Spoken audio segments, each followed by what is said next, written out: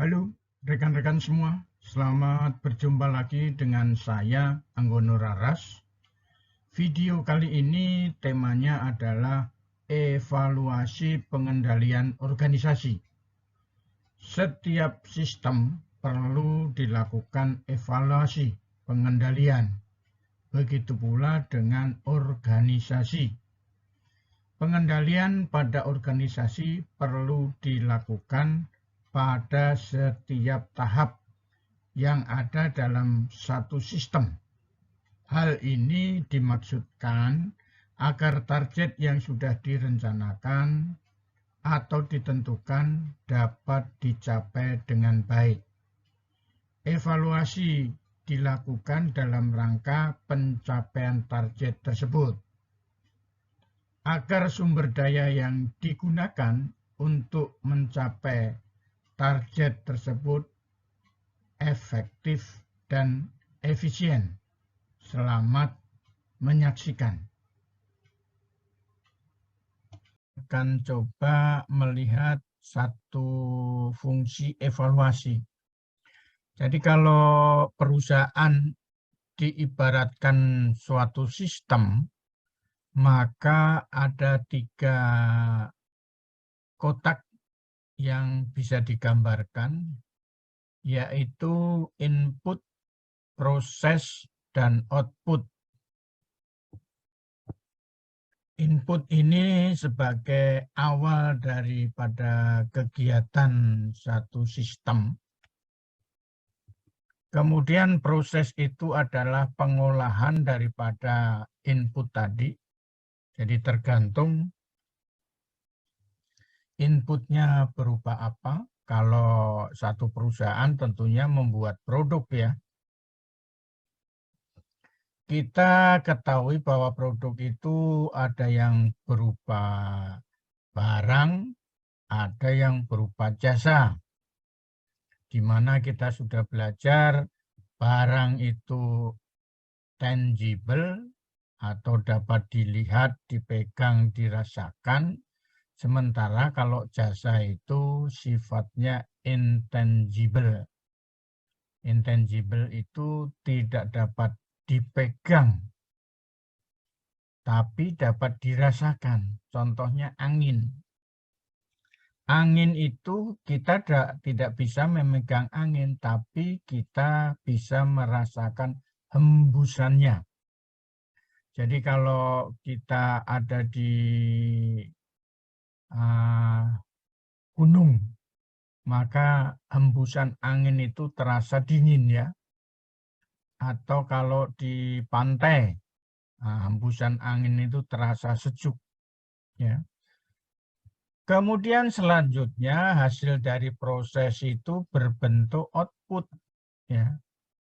Dari output tadi itu outputnya tentunya bisa berbentuk ya berupa produk ya. Produk itu bisa produk barang atau produk jasa.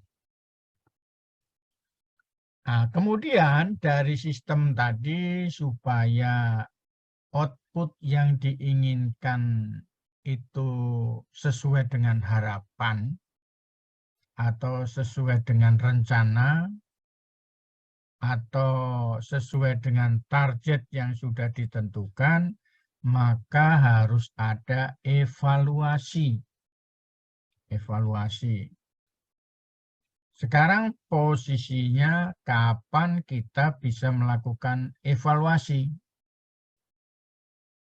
Ada orang yang mengatakan evaluasi itu nanti pada saat akhir daripada satu posisinya ada di output ya, ada di output.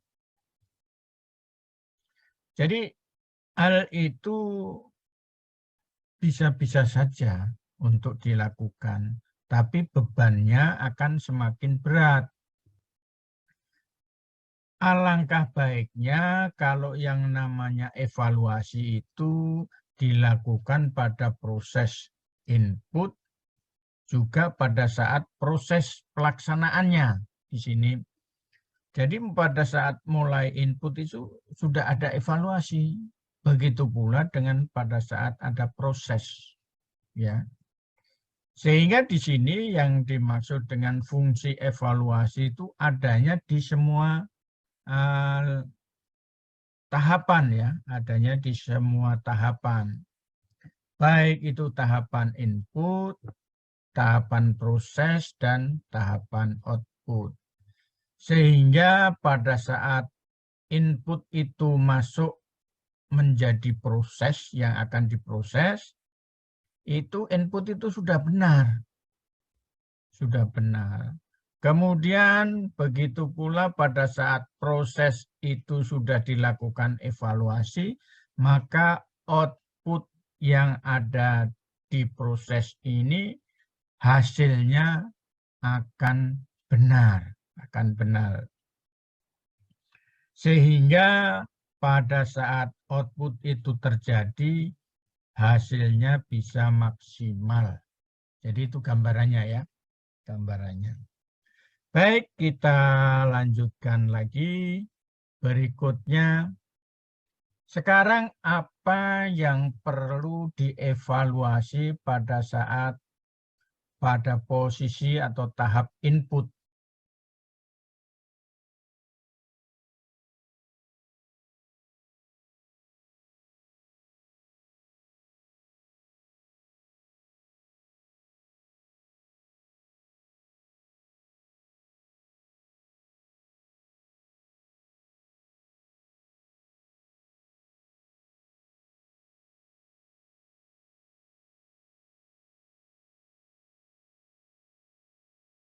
Sini ada namanya komisaris. Komisaris itu biasanya merupakan perwakilan daripada pemegang saham. Jadi komisaris itu ditunjuk oleh pemegang saham. Kalau di BUMN pemegang sahamnya ada 3 menteri. Menteri Keuangan, Menteri Teknik, ya, kemudian Menteri di bidang BUMN, Menteri BUMN. Jadi 3 menteri ini berkolaborasi di dalam melaksanakan satu proses pendapatan negara yang diserahkan kepada perusahaan yang di bawah pengelola komisaris. Komisaris ini semuanya ditentukan oleh BUMN, ya, BUMN. Kemudian komisaris ini akan melakukan nasihat dan pengawasan kepada Dewan Direksi. Kemudian direksi juga akan menyusun struktur organisasinya, ya, yaitu ada sekretariat atau sekretaris. Sekretaris perusahaan itu adanya di bawah direktur utama, ya, ada di bawah direktur utama. Kemudian ada namanya Dewan Pengawas. Dewan Pengawas ini, nah, kalau secara internal disebut pengawas internal, ya, langsung di bawah direktur utama bertanggung jawab. Tapi juga ada link ke komisaris. Jadi laporan daripada Dewan Pengawas Pusat ini adanya di bawah direktur utama, tetapi juga harus membuat laporan kepada komisaris. Selanjutnya di bawah direktur utama ada beberapa direktur, ya, ada beberapa direktur.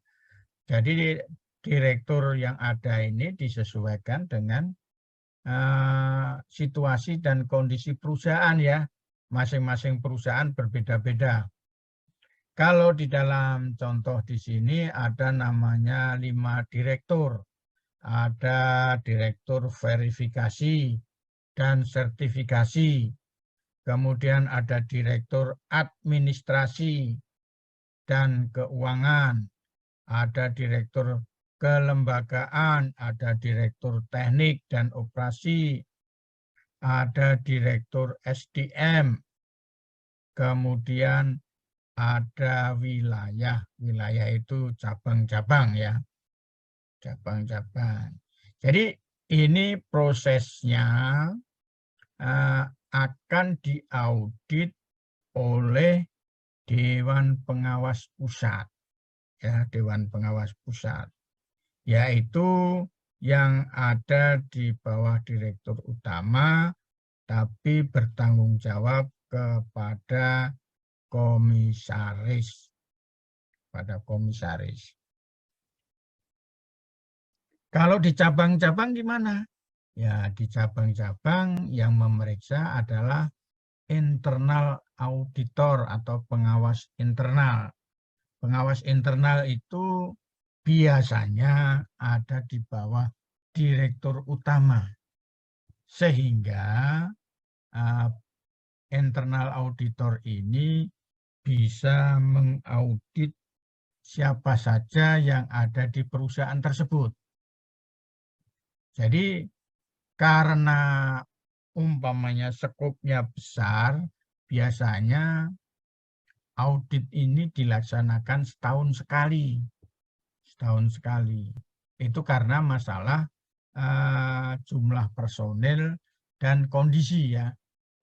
Tapi yang paling bagus, seperti pada awal diskusi tadi, yang namanya audit itu yang bagus mulai dari input, proses, dan output. Nah, sementara kita lihat banyak proses audit itu adanya di akhir daripada satu pekerjaan atau ada di tengah-tengah sebelum pekerjaan itu berakhir.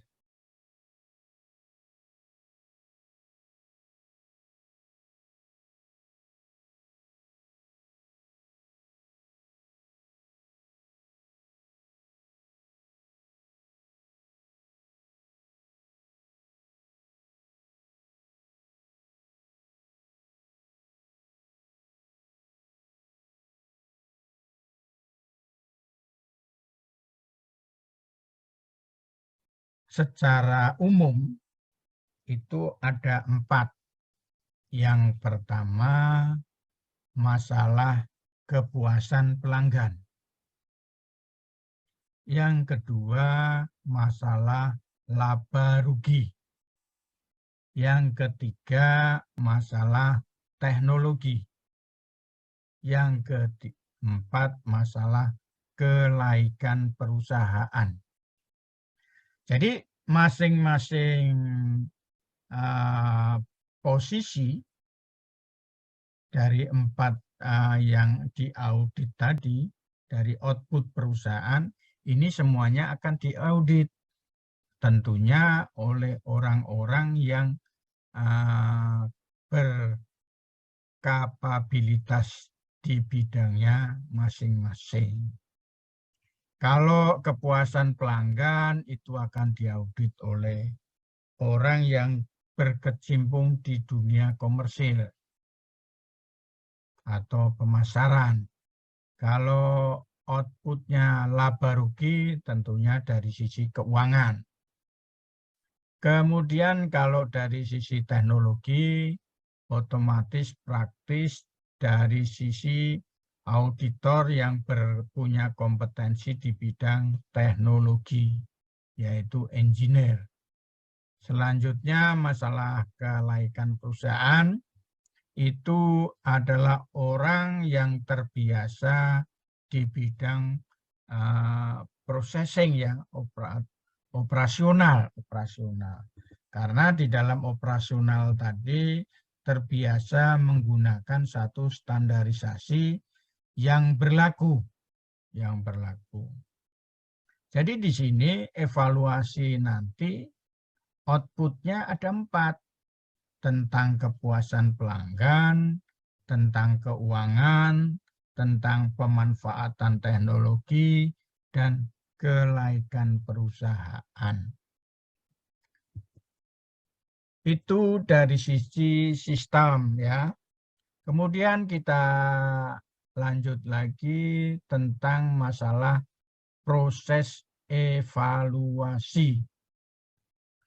Ada peraturan yang perlu dilakukan, ya kan? Kemudian peraturan itu diaudit berdasarkan pelaksanaannya.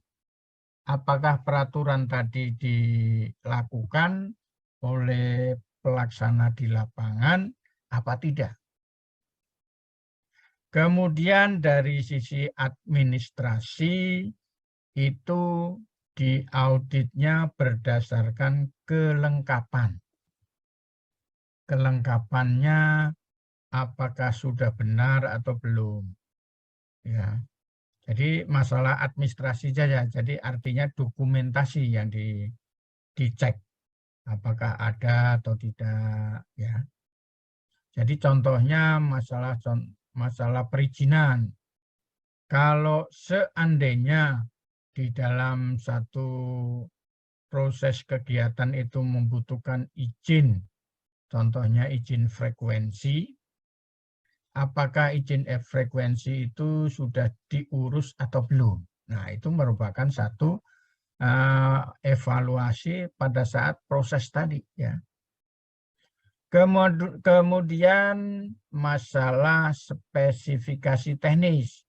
Jadi di dalam spesifikasi teknis ini tentunya yang mengaudit orang yang ngerti masalah spek teknis ya, spek teknis. Tentunya orang engineering ya, engineering. Baik itu sipil, listrik, elektronika, dan lain sebagainya. Nah, kemudian masalah target. Target itu yang dinilai atau yang dievaluasi adalah hasil kerja. Apakah hasil kerja itu sesuai yang ditargetkan atau tidak. Tadi sudah disinggung untuk outputnya itu ada 4 hasil kerja. Yang pertama tentang kepuasan pelanggan, ya kan? Yang kedua tentang laba rugi, ya kan? Tentang keuangan. Yang ketiga tentang masalah fasilitas, ya kan? Apakah fasilitasnya itu baik atau buruk. Yang terakhir masalah tentang kelaikan perusahaan. Kelaikan perusahaan. Oke, kita lanjutkan. Dari sini kita akan bisa melihat bahwa yang namanya evaluasi itu dihitung atau dilaksanakan pengawasannya mulai dari input, proses, dan output. Agar proses pelaksanaan kegiatan dilakukan sesuai dengan ketentuan-ketentuan dari rencana. Yang kedua, melakukan tindak perbaikan atau korektif jika terdapat penyimpangan-penyimpangan. Yang ketiga, supaya tujuan yang dihasilkan sesuai dengan rencana. Yang keempat, untuk memperkecil risiko kegagalan investasi. Sedangkan yang kelima, untuk memandu pemilik dana untuk dapat mengoptimalkan penggunaan dana yang dimiliki. Jadi fungsi daripada evaluasi itu adalah ada Kemudian kita masuk ke masalah prinsip evaluasi. Prinsip evaluasi itu yang pertama, asas tercapainya tujuan. Jadi kalau tujuannya sudah tercapai, ya itulah yang dimaui oleh evaluasi tadi. Artinya perusahaan tadi tidak bermasalah, sudah bekerja dengan baik dan targetnya terpenuhi. Kemudian yang kedua, asas efisiensi. Asas efisiensi itu artinya dengan hasil maksimal tetapi biaya atau yang dikeluarkan itu tidak sia-sia. Kemudian yang ketiga, asas tanggung jawab. Jadi di sini maksud daripada evaluasi itu agar orang ada yang bertanggung jawab terhadap kegiatan yang direncanakan, diproses, dan menghasilkan sesuatu. Kemudian yang keempat, asas pengendalian terhadap masa depan. Nah, jadi kalau kita mau membuat satu program, perlu ada dipikirkan masalah pengendalian masa depan ya. Artinya tidak boleh ngawur. Kalau kita mau membuat satu proyek, ternyata proyek tadi harus memotong hutan beberapa hektar. Nah, ini perlu dipikirkan. Perlu dipikirkan jalan keluarnya. Oke, kita lanjutkan. Masih dalam prinsip evaluasi, adanya asas pengendalian langsung. Jadi, dengan kita melakukan evaluasi itu, kita melakukan evaluasi secara langsung dan diperbaiki. Jadi jangan hanya evaluasi, tapi tidak ada tindak lanjutnya. Kemudian yang keenam, asas refleksi rencana. Jadi dasar daripada evaluasi itu dasarnya adalah rencana. Kalau Anda merencanakan pada akhir tahun itu untung 7%, maka yang diaudit itu adalah berapa persen laba yang dihasilkan. Kalau 7% artinya perusahaan sudah bekerja dengan baik. Tapi kalau masih 5% artinya ada apa? Apakah ada rencana yang salah? Apakah ada hal-hal lain sehingga tidak tercapai rencana yang ditargetkan? Hal ini akan mempunyai dampak ya. Kalau semuanya sudah terpenuhi, apa-apa yang dibutuhkan, tetapi tidak berhasil, artinya manajemen perusahaan tersebut perlu dievaluasi lebih lanjut. Kemudian yang ketujuh, asas penyesuaian dengan organisasi. Artinya apa? Di sini organisasi itu kan ada levelnya ya. Ada level direksi, ada level manajemen menengah, ada level manajemen bawah. Nah, ini tergantung di mana kita mengaudit. Kalau yang kita audit manajemen di level bawah, ya artinya kita tidak akan melakukan audit yang bukan pada tanggung jawabnya. Kemudian kita diskusi tentang Key Performance Indicator atau KPI. KPI itu adalah merupakan satu kesepakatan